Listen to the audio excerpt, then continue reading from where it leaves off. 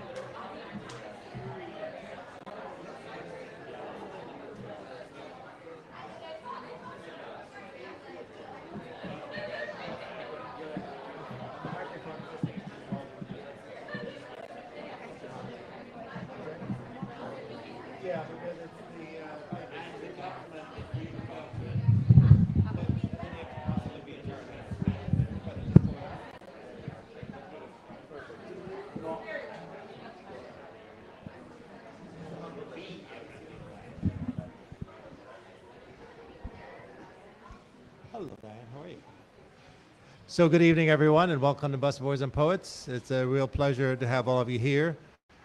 This is part of an ongoing series we've been having on what's going on in the Middle East and Gaza and other places. So this is an important conversation. When we've been doing these conversations back since we opened in 2005 on a continuous basis, and probably have one of the longest conversations around the Middle East in the region and the area. So it's great to be able to continue with this. So when I heard that Sandra is here in town and she's available to speak to us about Anera and certainly about what's going on today in Gaza and in the West Bank and other parts of the Middle East, it was a real honor and a pleasure to have her here. So thank you very much. It's wonderful to have you. Sandra Rasheed, welcome. Thank you.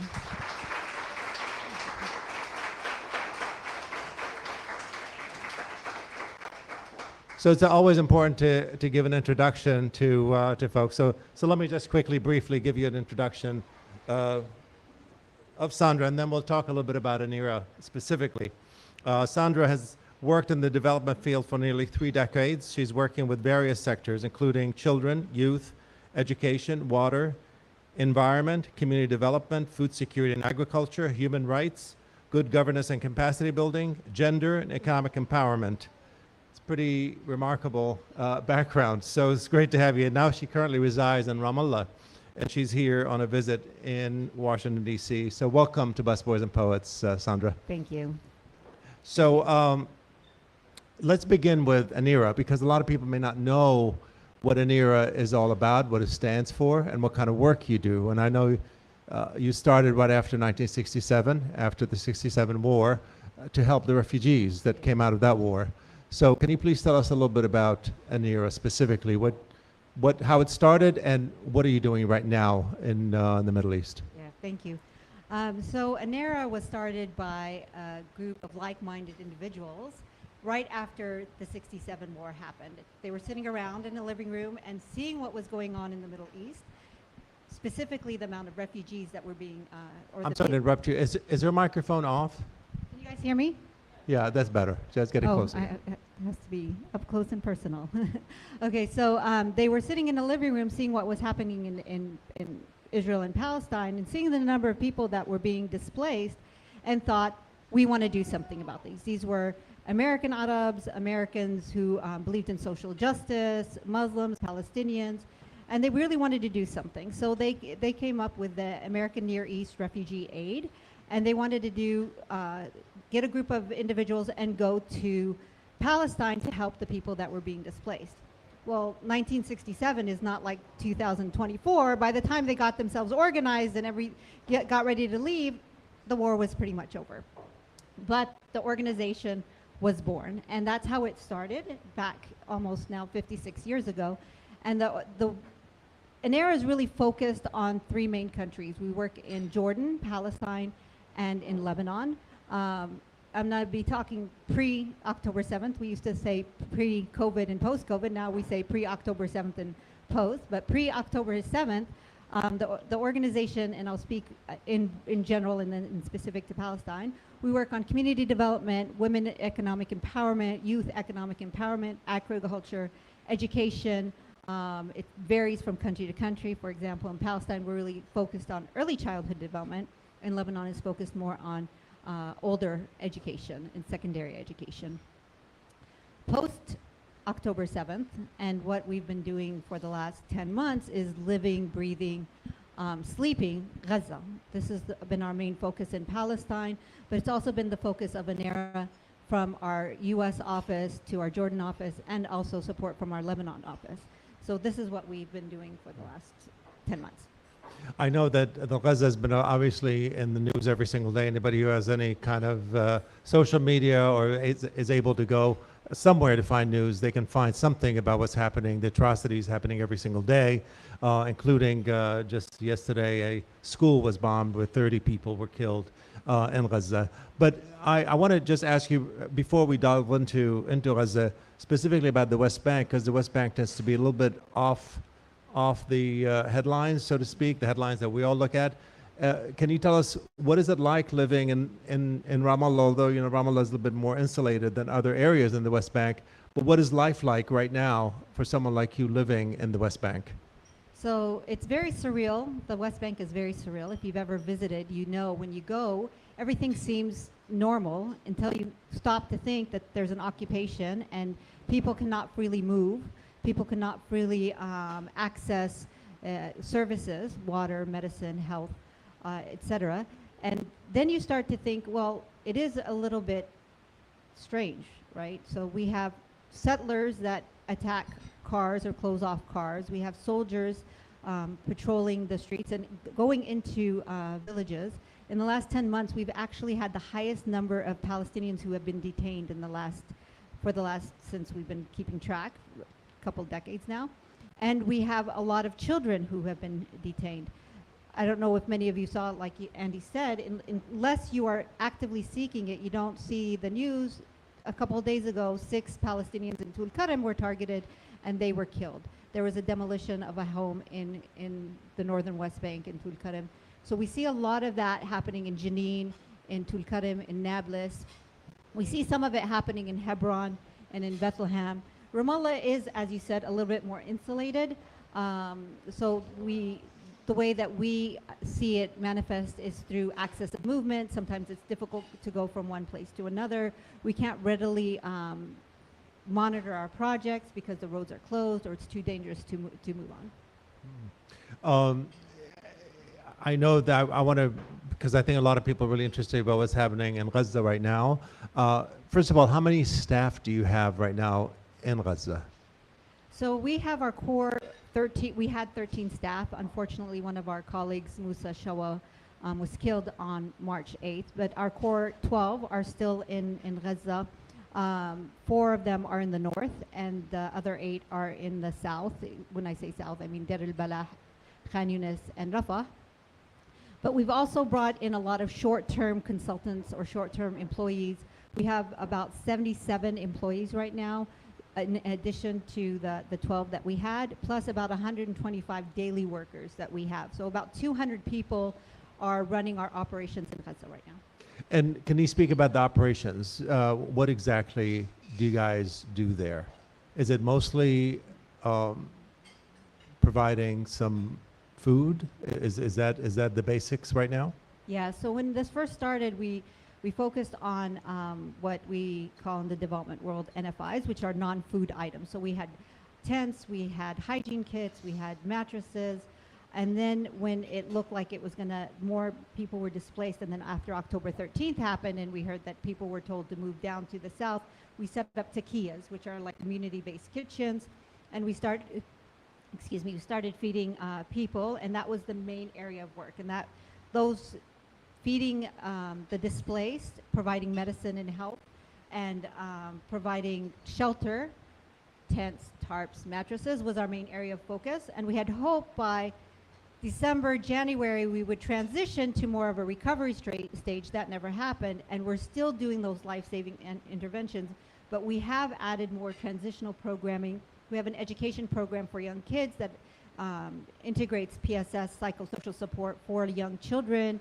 We have health days. We have 3 health clinics right now, 1 for wound management, 1 for non-communicable diseases like hypertension and diabetes, and then we have a mother and child clinic that focuses on mothers and children and newborn babies.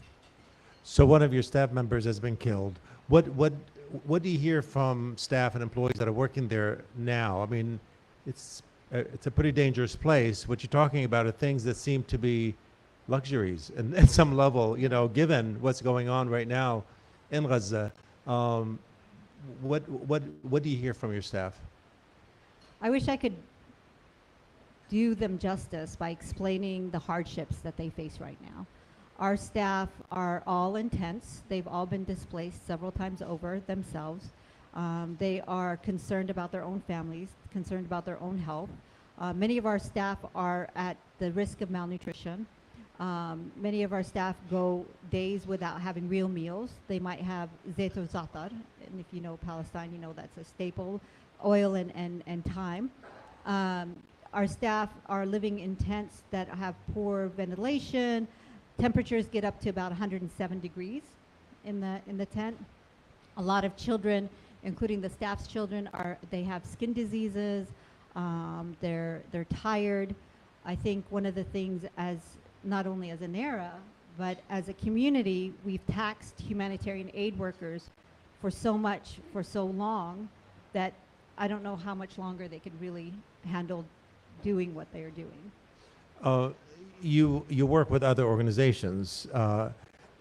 We've heard, of course, Anera is big in the news, and it's been designated as a terrorist organization now by the Israelis. What is that like? Are you guys working with them at all? Do you intersect in your common interests in trying to provide as much relief for the people there? So when this first started, we had a lot of work in coordination with UNRWA because a lot of the displaced people were actually in UNRWA shelters. And then when it progressed, more and more people started staying in informal shelters. So there were these pop-up tent communities that started coming up, and we started focusing on those communities rather than the shelters for UNRWA because more people were supporting those. Now we do not coordinate or support UNRWA in the sense that we were doing before, and I think that's just a real tragedy. If we think about the role that UNRWA has had, the support that they give, the amount of services they provide, the number of people and the reach of the people, they have now been not able to do those because of the allegations, because of the movements and the lobbying against it. And UNRWA is not only important for the services they provide, but politically they're really important because they represent the refugees in Palestine, in Lebanon, in Jordan. And to cripple UNRWA means that you're crippling the cause of refugees. Your visit here in the United States, are you here on an official visit, or are you just taking a little bit of time off, or are you meeting with members of Congress? Because your voice obviously is super important because you actually are in touch with people that are experiencing this on a day-to-day basis. So are you able to connect with members of Congress or people that can make policy changes, like someone in the State Department, for instance? Yeah, so I had three main purposes for my visit. One was a family wedding, and two, I had family business to take care of with my children here. But the third was actually, as you said, and today we had a meeting set up by the great team at Anera on Congress, with Congress staffers. So we were able to present Anera and the work that we're doing and the context. Tomorrow there's a few other meetings that we're having. Definitely something that we try to do whenever somebody comes from the region, but I think it's almost bad timing because I think they're getting ready to to leave. But we are trying to do a little bit of that. We're doing these kind of events, trying to bring just more awareness to the situation, having a voice from the ground, because you can hear, I mean, everything I've said, I'm sure a lot of you have already read and heard, but it's different when you hear it from somebody who's actually seen, and I could tell you that our staff are, exhausted. I can tell you that food is scarce. We see children who are on the brink of starvation. So it's different when you hear it from the ground. So we have several events like this planned as well. So a lot of people, are saying all this news is exaggerated, and we've been hearing this over. Netanyahu was here speaking before the Congress to 50 standing ovations. Every time he said, "There's nothing happening in Gaza like you think it is. There's no starvation. There's no cutting of water. There's no cutting of gas, and all this." He gets a standing ovation. What do you say to people like that? I mean, is it? I mean, we see the reality by watching the news that oftentimes is not available to many mainstream outlets in the United States. How do you impact people that are so insulated from what's actually happening in Gaza, and how do you convince them that this is real? Yeah, I think one of the hardest things to see is having this unfold before us in lifetime. We see this situation on the ground as it's happening. We see Palestinians running to, and if you notice, whenever there's a bombing or anything happens, Palestinians are always running to the situation rather than running away because they want to help the people. We see that in real time. And unless you look for it, especially in the United States, unless you look for that footage, you don't really see it. I think people who are active in seeking out the truth and see those, we need to share that information. There's a lot of people to follow on social media. Mu'taz became really huge for his coverage, but there's others as well that are still providing news and up-to-date information that you can find on Instagram and on TikTok and on other social media channels, but you have to look for it. But if you know it, then it's our duty, every single one of us that wants to have the truth come out, to share those with others, because unless they're actively seeking it, as I said, people won't see it. So one of the things that we try to do is to try to provide the opportunity to show people where they can find the news.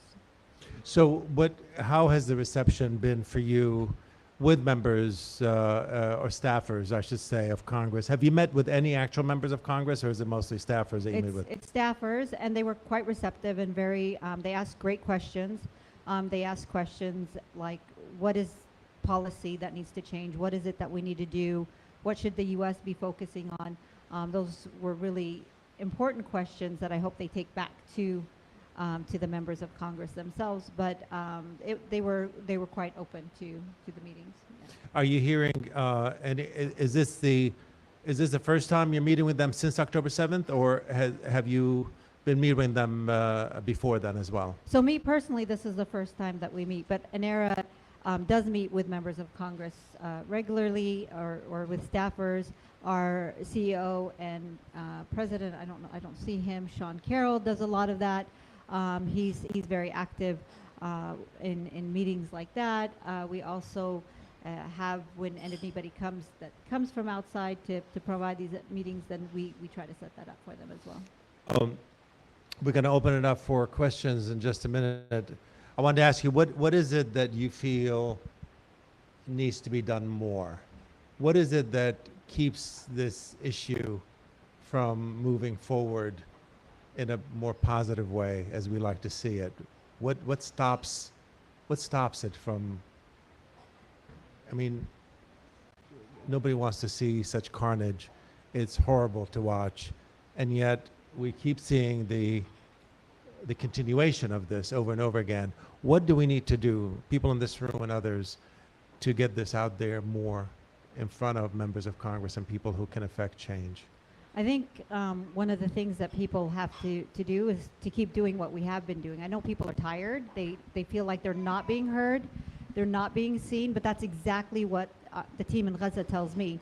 People don't see us. Nobody's paying attention to us. They don't care. And that's not the truth, because if what we are doing now in terms of protests, in terms of demanding a ceasefire, in terms of education and awareness and sharing these posts, if we didn't do that from the very beginning, we wouldn't be where we are right now. So it's working. It feels like we're chipping away at a very large rock, but it is working, and we have to keep doing it.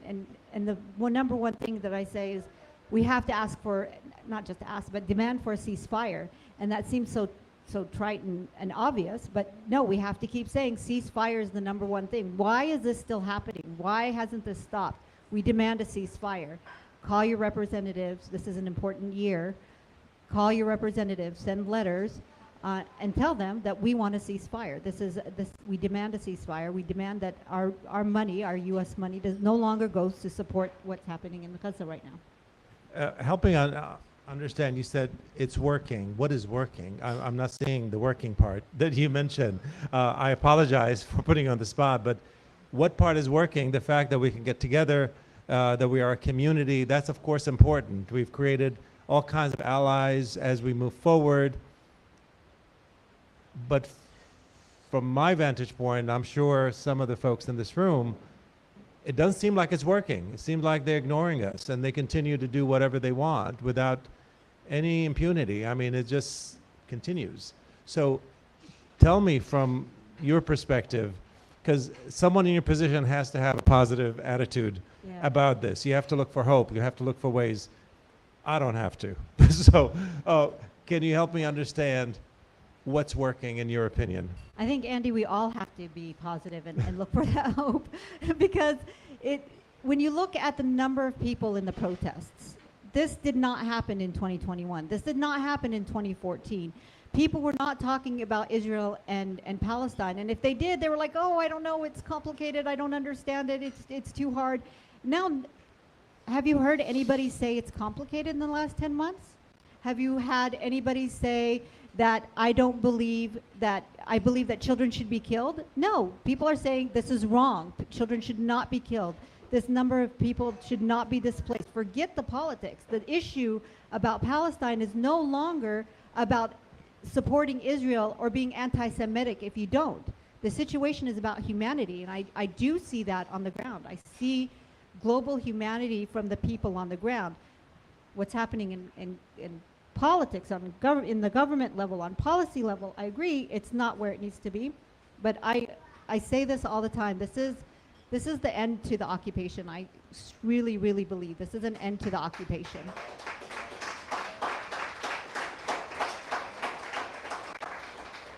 And I think what happened on October 7th is a tragedy, but the escalation and the response was not in Israel's favor. It was not for Israel's security, and it was not to keep going what we're doing. People see the injustice, and it might take a few weeks, it might take a few months, it might take a few years, but this is the end of the occupation. And I never thought I would see it in my lifetime, but I actually have hope now that I might see the end of all the occupation in my lifetime. And that's because of what's happening on the ground. And when you say end of occupation, my mind goes to the end of occupation of the American mind as well, because we have been living under an occupation here and the way we think about this issue over and over again. So I think that's really important. I think a lot of people say that as we are trying to free Gaza, Gaza is freeing us also, and we're able to see the world differently. So thank you. Thank you for all that you do. Really appreciate everything. No, thank you for having me. And thank you all for coming. Now we're not gonna let you out this easy. We're gonna open it up to a Q&A, and I need a volunteer to help me with the microphone. Okay. We have a Palestinian to do that, so that's good. They know how to get shit done. Yeah. Thank you. All right, who would like to ask the first question?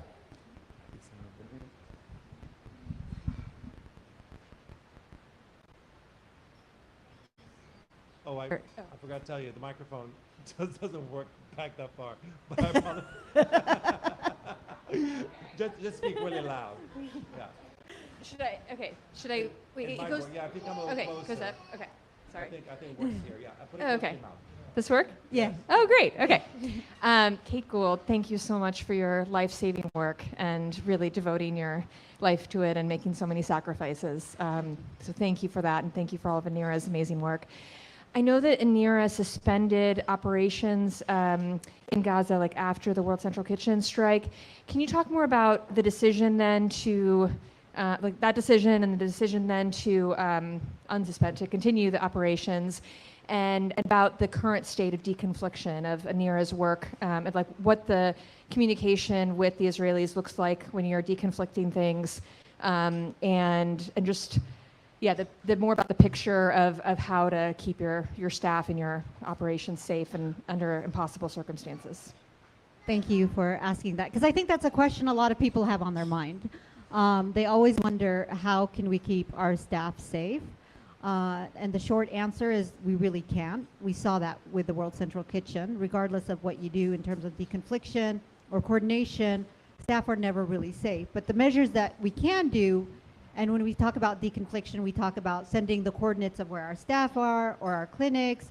We send the coordinates to the coordination unit of the occupied territories, and they put that in their system so that they know that's where humanitarian aid is happening.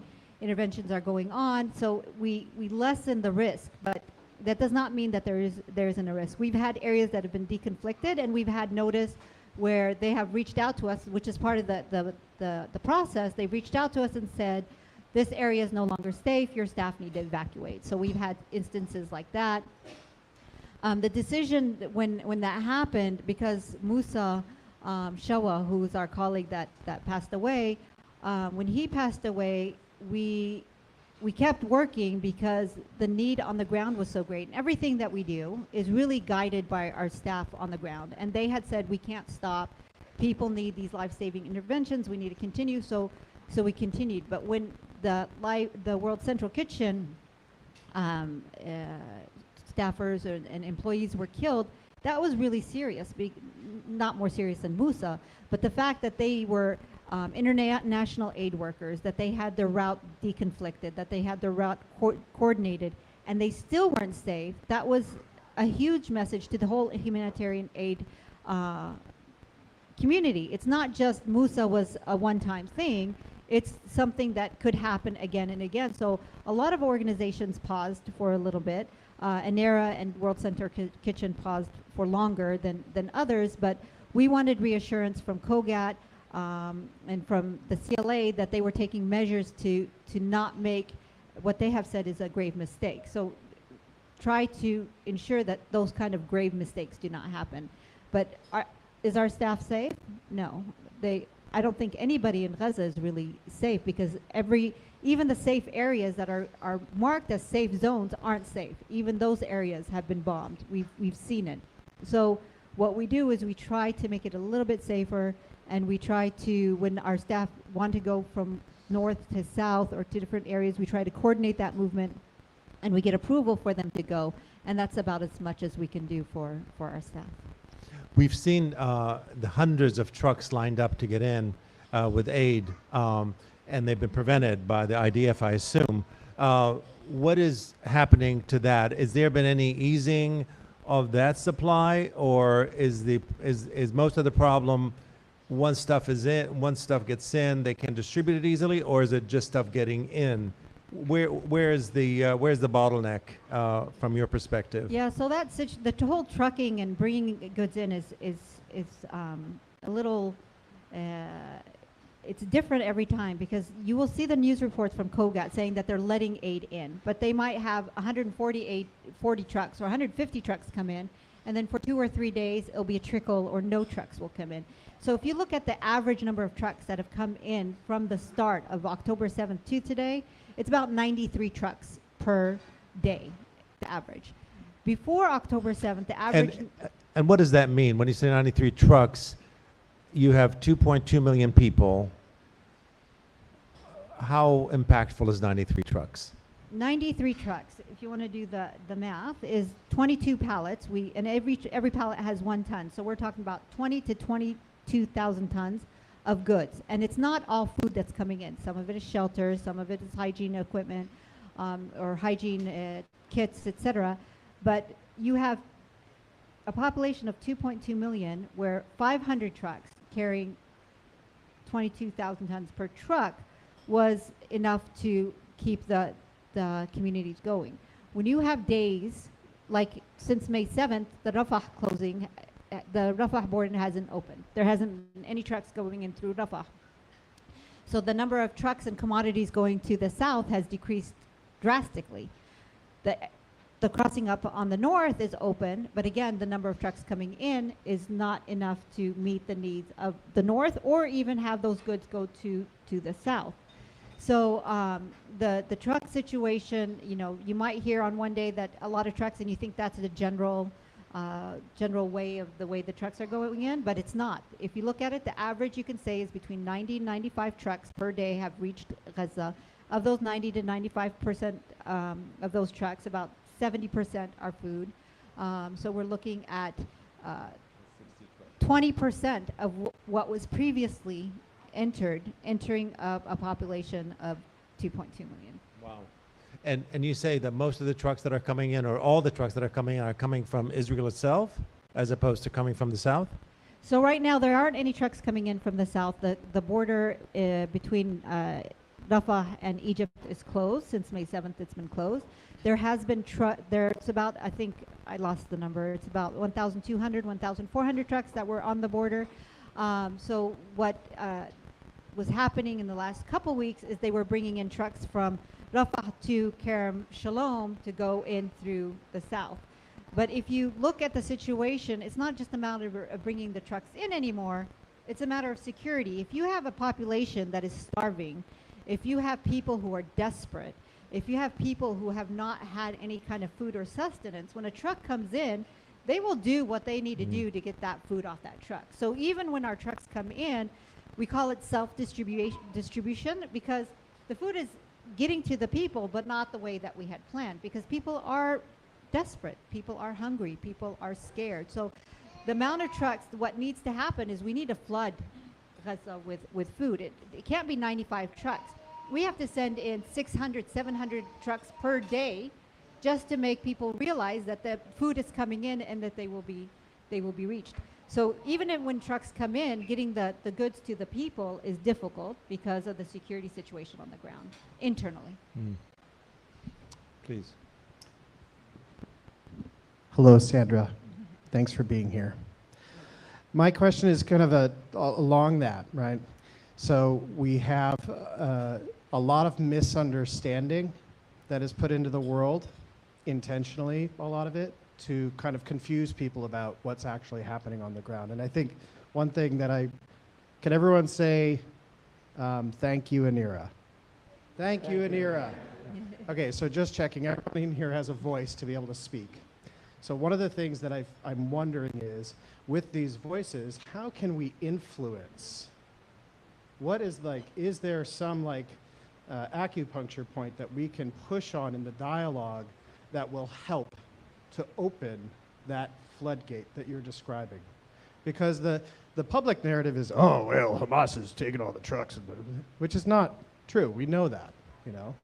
And the other narrative is, oh, well, you know, the Israeli government is trying. Yeah, they're trying our patience. They're not trying to help aid get in. So I just wonder, and even if you don't have an answer, I ask that question of each of you, like, what is the acupuncture point? So thank you, Sandra.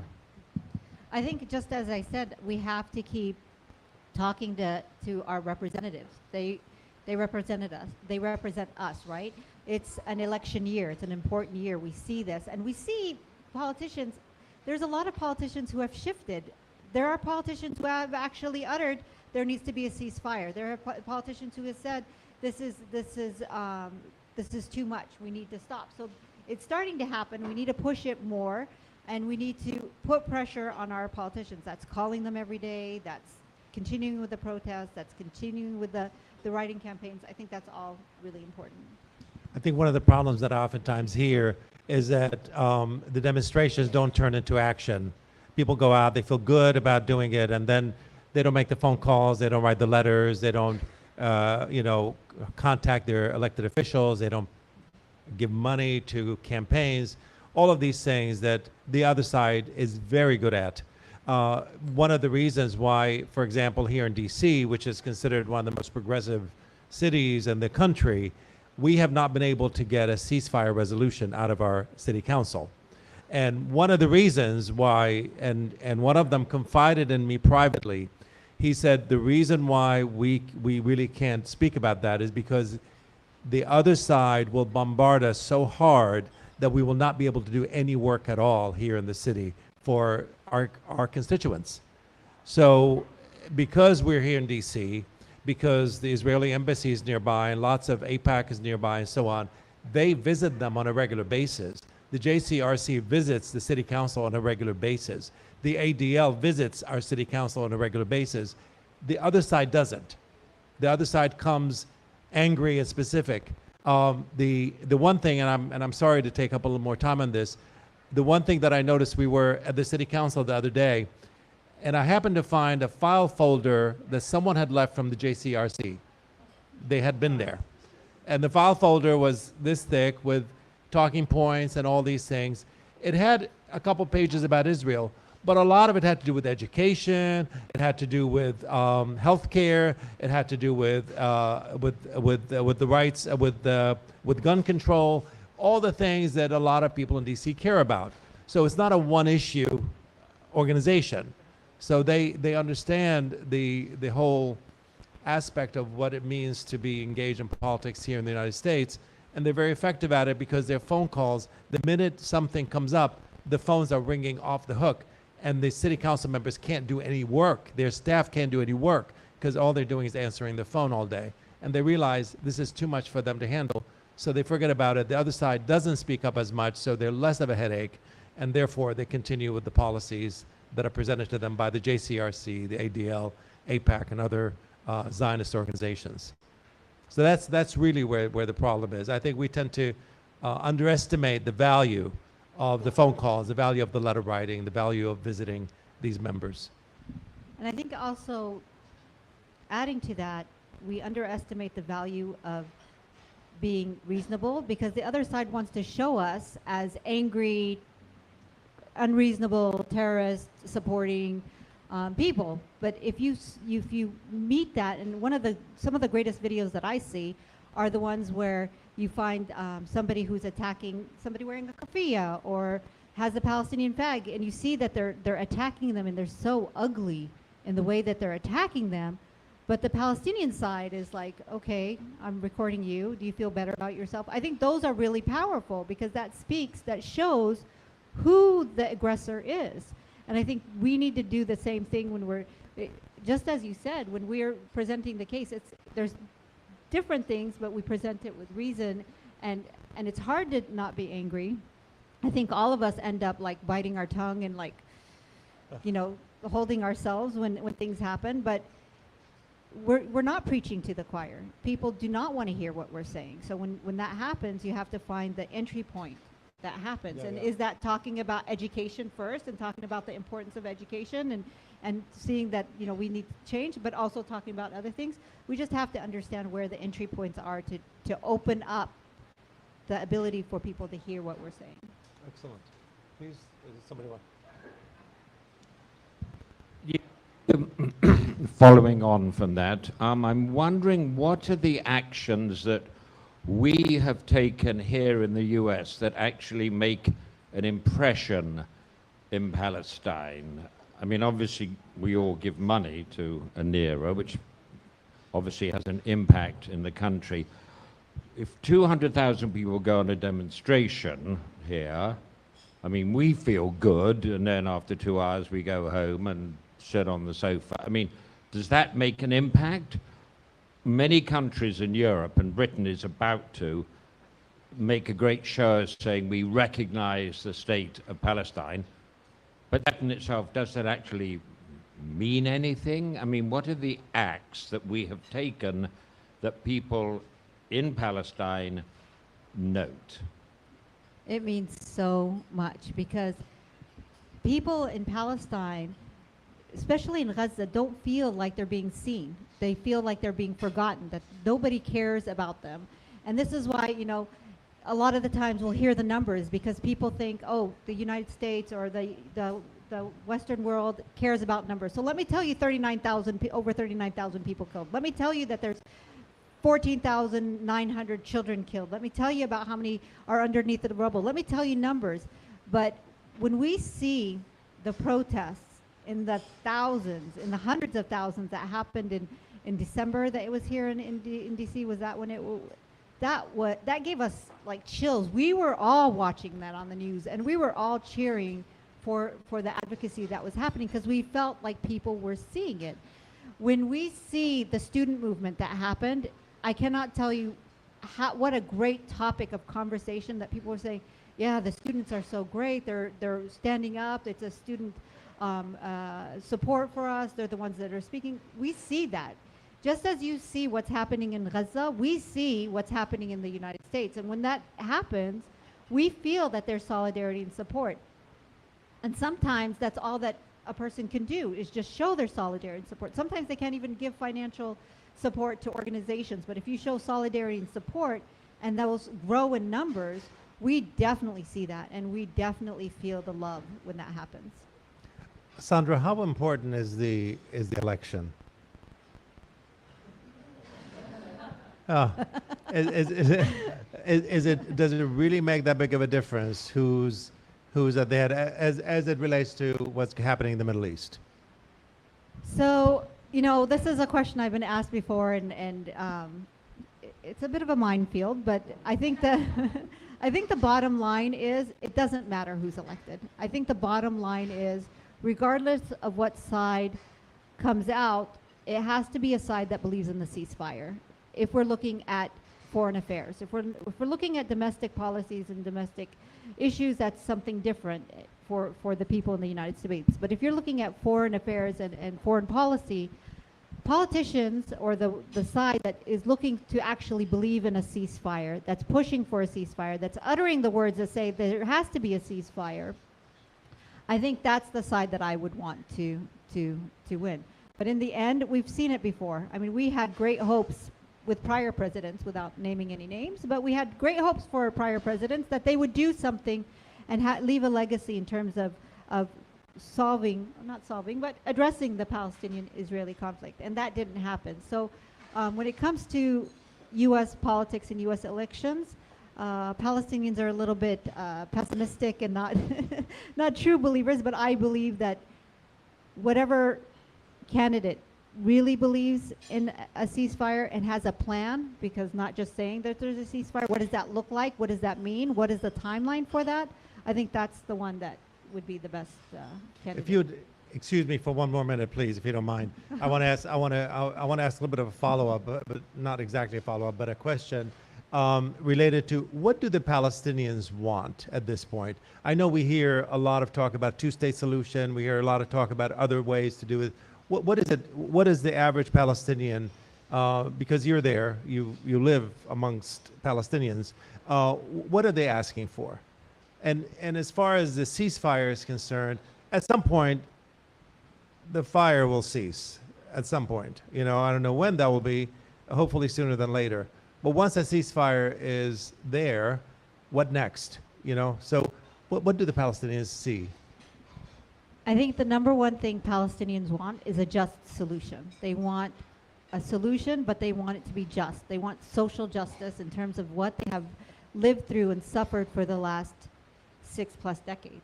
So when it comes to if it's a two-state solution, if it's a one-state solution, I don't think that's as critical now as it was 20 years ago. Right now, we want a just solution that will allow access of movement, that will allow freedom to vote, that will allow us to live safely with our children and not worry.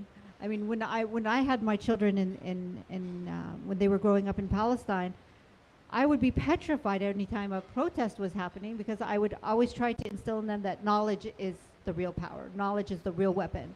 Don't go throwing stones because in the end, throwing stones is not going to do anything. But children, you know, they do what they want to do. And that was a big fear. We want our kids to be safe. We don't want our kids to feel that the only way that Palestinians are going to be heard is if they go and throw stones and then end up being killed.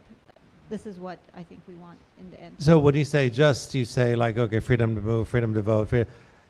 I mean, that seems, given the reality on the ground right now, you know, of course you can ask for that, but it doesn't feel like, do they see that possibility coming without violence is I guess my question. So I'm going to just hold that off just a second because I also want to say when I talk about just solution, I talk about the end of settlements. I talk about the return of land. I talk about the right of return. I talk about those are just solutions. I mean, it's not just putting everything that's happened in the last 6 or 7 decades on hold and say, oh, now we want freedom of movement. Those are other things that are important. But what was your second part about it? Can this be achieved without violence? Oh, and so this is the other thing that, forgive me, but I get so pissed off when people ask me about violence and you know, can it happen without violence? The Palestinians. I didn't mean to piss you off. Yeah, I'm sorry, but you know, Palestinians have been practicing nonviolent resistance for 30 years. The BDS movement, that's a nonviolent resistance, but no, now it's against the law to do nonviolent resistance in the form of BDS. They have had sit-ins, they've had demonstrations, they've had different things in terms of nonviolent resistance.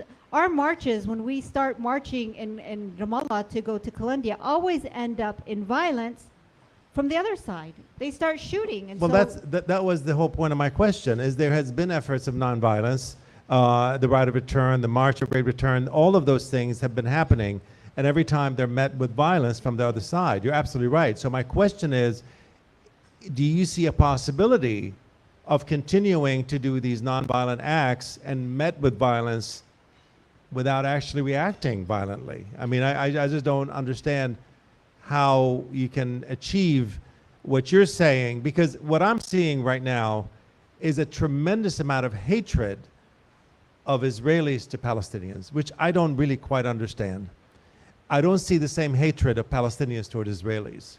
do you see that here in the U.S. or do you see it in Israel? No, there. Okay. I mean, just in reading, just in watching social media and seeing what's going on, it feels like there is a guttural, deep hate of Palestinians by Israelis. Am I misreading that? I think you know, that hate is spurred by fear, right? So it's the fear that's being instilled, and that's happening through the separation. You know, when I first moved to Palestine in '95, I remember being able to go to Jerusalem in a Palestinian taxi. Palestinian taxis were allowed, so we would be able to go to Jerusalem or Tel Aviv, and there would be seeing the other side. We were human to each other. What's happened and has been allowed to happen is the dehumanization of Palestinians, and so they no longer see as as a human, but as this fear that's out for their own safety. They fear their own safety. So is there a deep hate? Yes, there is a portion of that, but I also believe that there is a portion of Israelis and Jewish citizens who are against what's happening, who stand against it. We see it in different NGOs, Beit Salim, if you don't know that side, Mahsoum Watch. You know, there's a lot of organization and a lot of Jews and Jewish people working for peace. And I don't think that that comes from, you know, the deep hate, because people are trying to see a way that there could be peace in the region. And I don't have a hate for Israelis or what's happening. You know, I see that it's happening because of this fear. Where I get angry, where I get frustrated, is with the politicians, with the policies, with the government. And I get angry that, I have to admit, I get a little angry by people's fear here when they don't speak out. And now I'm preaching to the choir, because I know all of you are activists, but when people are afraid to call what's happening what it is, because they fear that they're going to be called anti-Semitic. So this is what we, you know, the fear of being labeled that you are supporting Hamas, or you are anti-Semitic and want to see the end to the Jewish race. That's not true. And we have to be able to counter that narrative and say, that is not the case. I'm not talking about this. I'm talking about children. I'm talking about human lives. I'm talking about, you know, over 39,000 people have been killed. 65% of who are women and children. And when I say 65% of who are women and children, that leaves 35% of 35% of men. But these are fathers, these are sons, these are brothers. They're not militants. That's also another thing that we have to change the narrative, because the men are also being targeted. So I don't know if you saw there was a interview with Piers Morgan. But he got one of the officials to say, oh, we've killed 10,000 or 14,000 militants. So, you know, that's what, 20% of the people that you officially can say are militants, and they're not all militants. Maybe they were suspected, or but those are the numbers that we're looking at. So, you know, I get angry when people are afraid to counter the argument, because they're afraid of being seen anti-Semitic. Please. I have to apologize for asking a question that's probably unfair to ask, but it's an issue that faces all of us, in that clearly organizations like yourself, heroic organizations, need more money. Okay, but we're also being asked to give money to individuals and families through functions such as GoFundMe. Where's the best place for us to put our money? Yeah, so Anera, of course. I think there's a few organizations that I've seen the work on the ground, and I think it's really important that you see that the organizations are working. We have a response log. You can see it's updated every day in terms of what we're doing in activity. So you see that things are happening. I would advise, it's not just Anera, there are other organizations, but I would advise to make sure that the work is happening, because what we have seen is that some organizations have not been working on the ground, or they have purchased goods and they were in warehouses, and then they were looted because they were distributing the goods. So I would do my homework in terms of looking at other organizations. There's a lot of good organizations. Sean's not here, right? So Anera is one. Heal Palestine is a great organization. PCRF is doing good work. MAP is doing good work. Giving to the UN organizations is always good. The GoFundMe pages, you know, that's a hard one, because a lot of the people have reached a limit where they feel that the only way that they can get out is to pay to get out of Gaza. And that's what those GoFundMe pages do. Microphone, please. That's what the GoFundMe pages do. And there's a list of, I think about 120 different GoFundMe pages that are on, I want to say Olive Press or Olive Branch. I can't remember. I'm sorry. I'll have to try to find the site. But that lists actually all the GoFundMe pages that you can look at. So you can see that people who get that money actually do come out. They leave. They go to Egypt or other places. So in essence, when you do that, you are helping to save lives.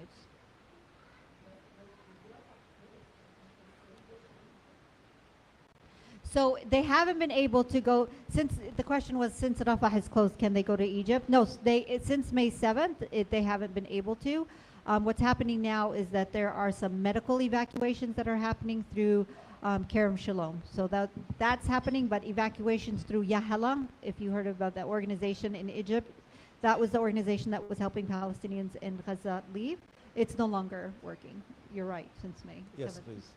Hi, I'm Melanie McAllister, and I just finished a book about American responses to the Gaza war, and part of the money from the book goes to Anera. I thought I'd mention, thank you. Thank you. I thought, and it's not going to sell as much as Anera or any of us would like, but all of you should buy it. I have flyers. But I'll mention who else I'm giving money to, because maybe you might be interested in organizations that are trying to change the narrative. And so for me, those organizations are Palestinian Festival of Literature, which happens, has been happening every year and will continue to happen. A group out of Canada called Visualizing Palestine, which makes amazing graphics and information. Jewish Currents, which is really important for the Jewish left and the United States, which has been crucial for I was doing Palestinian work in the 80s. I was only 4 at the time, but I was, and they were, Jewish activists have been really important and important to support. I'm not, because of my I'm not giving money to 972 magazine because it's an Israeli organization and because of the boycott, but I would strongly recommend that you quietly read it and maybe send them a check, because it does amazing work of reporting on the ground. And there's somebody that I'm forgetting, Jewish Voice for Peace, but that's not Palestinian Human Rights Campaign. Yeah. So think about all these organizations rather than, I'm like you, I get these individual things and people wanting to leave, and it feels like, well, that person could really use my $25 in there, or what are they going to do? They got a lot of money, whatever. But I feel like we need to think about structural changes, educational changes, things that we can do even if it's a small amount of money. So I just thought I'd mention that. Yeah. Thank you. you. Thank you. The young lady there. I have 2 questions. One is for you, one is for you, or if you could answer both. I'm a new DC transplant. I just came, and you mentioned, all of these big lobbyists, AIPAC, et cetera. And I'm wondering, what are the other groups here that are attempting to lobby against them? My former professor at UC Berkeley, Hatem Bazian, he's attempting to raise funds to open a Palestinian policy center here. So I'm wondering if there are other organizations. Is one question. And then another question is if you could just speak a little bit to what refugees who have fled to Cairo are facing in terms of just attempting to live there, and also where you got your fabulous nails done. I was going to ask that question, but I'm glad you did. These were, they're so weird because I don't usually do this. These were a gift from my daughters who wanted me to represent while I was here. So thank you for noticing. You answer the. So there's a DC Coalition for Ceasefire here in DC that has grown with all kinds of different people coming on board, including students, young people, professionals, and so on, who have been very active in really trying to change the narrative and making it uncomfortable for our elected officials. And of course, someone standing in line, Code Pink, Medea Benjamin there, who has kept it going for so long, and really being very, very effective in raising the issues and calling out the different members of Congress and the amount of money they receive from AIPAC. And there's a significant relationship between the money they receive and the way they vote. So it's an interesting thing. I think the one thing this has done is has exposed a lot of stuff that I think all of us have been whispering, and now it's not whispering anymore. People are actually speaking loud about it. We've been whispering about the AIPAC effect. We've been whispering about the way the Zionist lobby has controlled many of our members of Congress, but now we're able to actually speak about it and make the distinction between Zionism and Judaism, which are 2 different things. In fact, most of the activists that are out there asking for a ceasefire are Jewish people. And so that makes a huge difference. And most of the Zionists are not Jewish. So that's the interesting part about this this paradigm that's been shifting. So in Cairo, I think a lot of people are so desperate to leave Gaza they don't understand that what's waiting for them in Egypt is not that much better. So a lot of people that end up there, there's a fund that they have a very small amount of money that's given to them from the Palestinian embassy that's there for their living expenses, but it's something like $150 to $300 per family. A lot of people don't have jobs. A lot of the people that are educated and had worked in different sectors, and the people that have left Gaza are the ones who are actually more educated and were able to find the way to leave. They find themselves unemployed without getting much support from the Egyptian government. If they are there on a medical leave, they end up being in a hospital, almost kept in prison, because the security situation doesn't allow for them to freely roam the hospital even, or leave the hospital. They have to stay within their rooms. When I visited Cairo I think in May, I talked to the head of the Palestinian embassy there, and what she told me, or the deputy head, what she told me is that she gets an average of 50 to 100 people asking to go back into Gaza because they can't do anything in Egypt. So to think about that just tells you a little bit about how difficult it is to survive with a family. Children aren't allowed to go to school. You have to be a citizen to go to school. So there's a lot of online education happening. There's a lot of schools in the West Bank that are doing classes with children in Gaza and in Egypt. Getting medical support, health services, also very difficult. So it's people are fleeing from what's the expression, from jumping from the skillet to the fire, or that's basically what's happening in Egypt. All right, next, please. Hi, thank you again for being here. All of us, I know, are grateful for your safety, the safety of all 212 of you all, God willing. My question is very similar, actually, and I know you're the Palestine country director, not the Lebanon country director, but especially with the escalation in Beirut recently, I'm curious, first of all, how Palestinians living in Lebanon have been received and experiencing the last 9 or 10 months, whether there's tension with the community there, and how Anera's programming has been affected or will be affected going forward if things continue to devolve in Lebanon. Yeah. Thank you. I think I can speak to a little bit of that, but not to all of it, because the Palestinians in Lebanon, especially in southern Lebanon, have been facing what we're calling a silent war. There's over 100,000 people who have been displaced. There's been targeted bombings, targeted killings. Children have been also targeted in Lebanon. The situation is very tense. Agriculture has been, fields have been set on fire, animals have been killed. So the situation in Lebanon, in southern Lebanon, is very, very bad. And I think that one thing that worries me, one is I'm worried. I'm supposed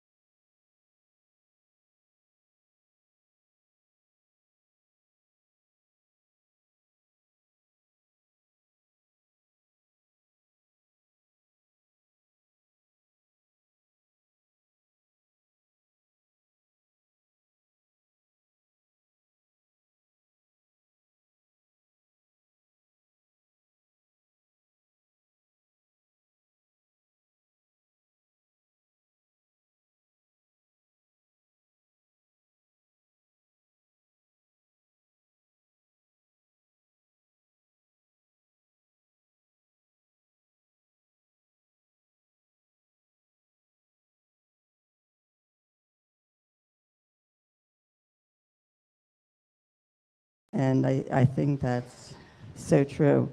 And that this last assassination, assassination of, well, all of them, but Ismail Haniyeh, like young people are saying, they're swearing that they're going to devote their lives to this. So everything is the opposite of what it seems. So we need to demystify that. So, thanks. I just want to add one thing to that. I think that's an excellent point, and narrative and word choice is so important. We also need to stop saying that this is a war against Hamas. We need to stop Right. saying that this is a war against Palestinians. We need to say this is more Right. than anything a war on children, because when you say it's a war on Hamas, Hamas is not in the West Bank, first of all. Second of all, when you have that number of killings, it's not, Microphone, please. yeah. Right. And it's also not like pro-Israel is an oxymoron. Yeah. We're not supporting Israel, we're colluding with Yeah. Israel. And we use this language and people are just mindless Yeah. and seduced into it, and we have to stick needles into that. Yeah, thank you. That's an important point that you make. This is, every time you see the headline, war between Israel and Hamas is what you see as the headline. And it's, first of all, it's if it's a war, it's very asymmetric. There's no parity between the two. And second of all, you're right, it is against the Palestinian people. It is about ethnic cleansing. It is about taking over land and controlling. When you talk to people, especially in the West Bank where you are, what do they see the end game being? How do they see this ending? I don't know if we talked about that. Yeah, I think a lot of people are unsure. I mean, people are Palestinians. I can tell you about conversations that I have with my colleagues, with my friends. People are worried, and they're all in a state of limbo. They're waiting to see what that next move is going to be. They're waiting to see what happens, and we've heard this before, when the dust settles. But the dust isn't settling, so things need to happen now. We need to move forward now, and that's not happening. So the Palestinians are in the West Bank. They're worried about something similar happening in the West Bank, seeing more targeted killings, not only in Jenin and in Tulkarem and in Bethlehem, but also in Ramallah, seeing more Palestinians being imprisoned.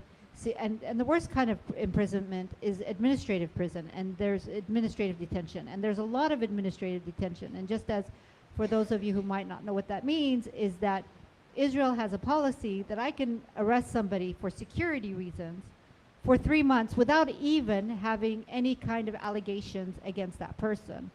And even when a lawyer goes to ask them what is the reason that they're being detained, they say it's security reasons, and they won't even tell the lawyer why they're being detained. And that can be renewed every 3 to 6 months. And we've had prisoners in administrative detention with no reason why they are imprisoned for over 20 years.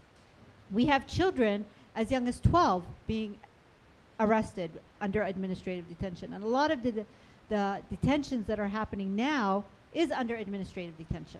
So this is also something that's very frightening to a lot of the Palestinians in the West Bank. We see this increasing. We see people's fathers being arrested, and brothers and children and sons. So it's more fear of what's happening in the unknown than anything else. I know this is minor relative to what's happening to the people in Gaza, but are you afraid to speak up? Are you afraid to, being that you're living there, do you fear for your safety when you speak up about these issues? No, I don't. I don't have a problem speaking up. I don't have a problem talking, but I am very conscious of my word choice when I'm talking. I'm very careful of how I speak, because for twofold. One, for my safety, for my family's safety, but also for the work that we're doing. Because in order to do our work, we do coordinate with COGAT, and we do coordinate with the Israeli side. There's no way to get goods and facilitation of goods in without coordinating and facilitating. And so if I am angry, again, using word choice or saying things, and I get a lot of heat, by the way, on this for my own social media accounts, to asking me, why are you saying that it's a war on Gaza? Why don't you say it's this? Or why don't you call it out for what it is? Because I don't need to call it out for what it is. You see what it is, and I need to maintain a level of balance so that I can do the work that I feel is so needed And that's not where my voice needs to be. My voice needs to be giving a voice to the people in Gaza so you hear and see what's happening and you all can act. My job is to provide that voice, but also to support the response in Gaza. And if I were to be very active and very, not careful or balanced in my word choice, that could all come to an end. So yes, I do speak up. I was in a meeting with COGAT a month ago where they were talking about the situation in Israel, and there was 6 or 7 heads of international organizations, 5 or 6 military people, and 1 Palestinian woman. So, that's something big to be able to sit on that table and give, in my opinion, I told them that there needs to be a ceasefire. People in the West Bank need to go in. There needs to be a facilitation of goods. And I'm able to say that because I'm not seen as somebody who is attacking Israel. Yes. Did you want to ask a question? Fun? Yeah, I have a question. So thank you for coming to DC, Sandra. It's so nice to see you again. And you used to volunteer with them or work with them, Yes, right? yeah. Very briefly, for 6 earlier this year in Jordan, I got to meet you while I was volunteering. And that's kind of one of the things that I want to mention is, while I was in Jordan, I realized that a lot of the people who are working in the logistics cluster, so this is like the grouping of all of the humanitarian organizations that are coordinating the response for Gaza. I would go to a lot of those coordination meetings, semi-representing Anera, but also, doing my part in the effort. And I realized that a lot of the people that were in those meetings, were from Western countries, treating this situation with a lot of sterility, very cold. You could just tell that a lot of them were personally detached from it. And, when I would question that with a colleague next to me or something like that, they'd be like, yeah, this is how you do humanitarian work. You have to be like this. They will never put a Palestinian in that position of, being at the head of the table because he's too emotional or she's not going to make the right decisions. She's just going to be thinking about herself. So can you speak to that experience? What does it feel like being a Palestinian at this time and having your job? Do you feel a need to separate your personal experience from your professional, or do you feel like the two inform one another? Yeah, wow, great. So I think that one thing that I have to say is that, I love working for Anera. I love this organization because they are so committed to what is happening. And they actually put somebody like me, a Palestinian American, but a Palestinian woman, as their country director. The first time in their 55-year history that they have a Palestinian woman as their country director. And I think that was a big leap of faith from our board of directors, from our senior leadership, and trust to see if it would work, because they never tried it. And a lot of the country directors that were in Palestine prior to me were quite honestly white, middle-aged or older gentlemen that were there that, very much like you said, saw it more as a job, saw it as, they had a checklist that they needed to go through, indicators that they needed to meet. I have my checklist, I have my indicators, but I'm also personally invested. I also want to see peace in the region because I want peace for my children, I want peace for my family, I want peace for my people. And that makes a world of difference when you're talking about humanitarian and development. You don't necessarily have to be Palestinian. I've seen many devoted international people come in who have their heart in the right place, and those are the best humanitarian aid workers. Those are the ones that are looking for justice and seeing things and not seeing it as just a job. I think I'm blessed. I'm really blessed to be in the position that I'm in right now, to be able to have a voice, to be able to represent Palestinians and represent an organization in discussions like this that are really having an impact. So it's a bit intimidating sometimes to be able to be in that position. Sometimes I think, God, who am I to decide, how much food we should be giving to a certain area? It's such a huge burden. It's such a huge responsibility. But then I think I am really blessed to be able to really stand up and support my people in Palestine. So Thank you so much. It's been a pleasure having you here. Thank you. Sandra Thank you Rasheed all for coming. with Anera. And if you haven't,